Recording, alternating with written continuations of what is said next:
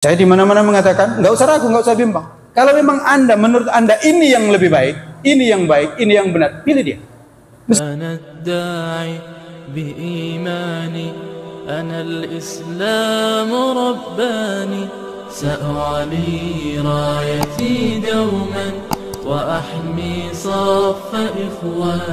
Meskipun kalah nanti. Karena tujuan kita bukan soal menang kalah. Dalam kehidupan ini sudah biasa. Bumi ini dipimpin oleh orang yang jahat, ya pernah. Bumi ini dipimpin oleh orang yang baik, ya pernah. Nggak ada masalah. Fir'aun dipimpin oleh Fir'aun, pernah. Pimpin Namrud, iya. Dan seterusnya.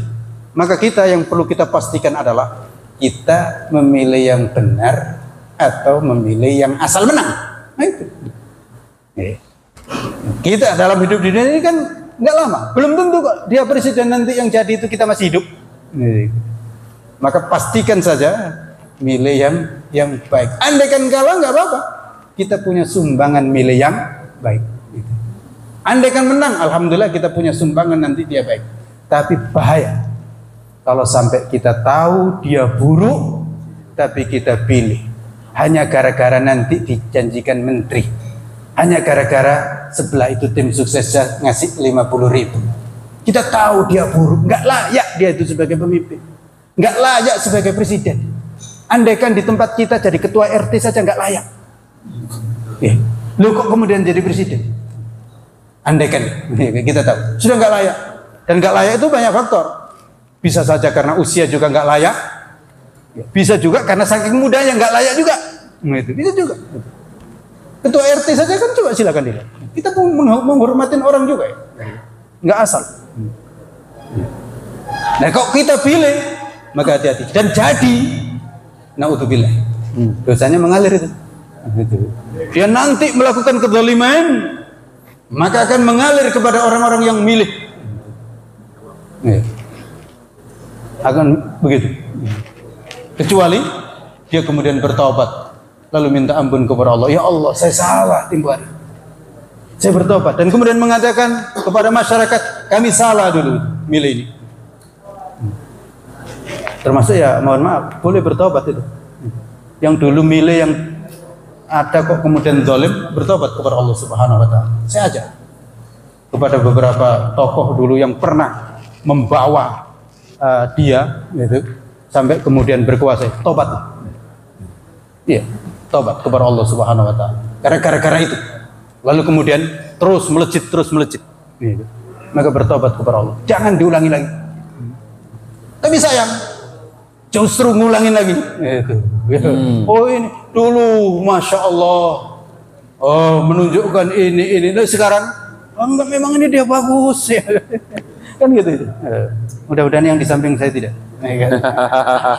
Ini gambarnya sudah bertebaran, ya kan? Kita berharap ya semoga beliau menang.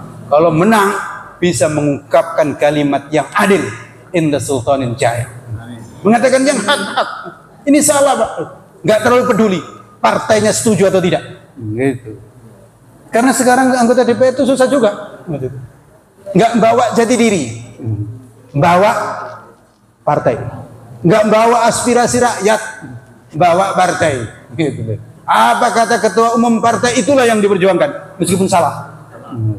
Naudzubillah, hati-hati yang ke sana, yang mau terjun berjuang di sana. Gimana, Pak? Ya, dunia begitu.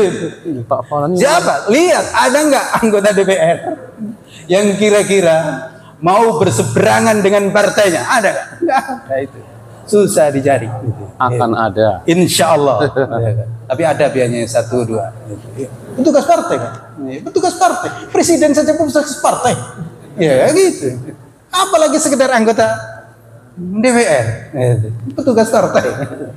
Tapi insya Allah ya, mudah-mudahan petugas kebenaran. Kekuasaan ya di tangan Allah.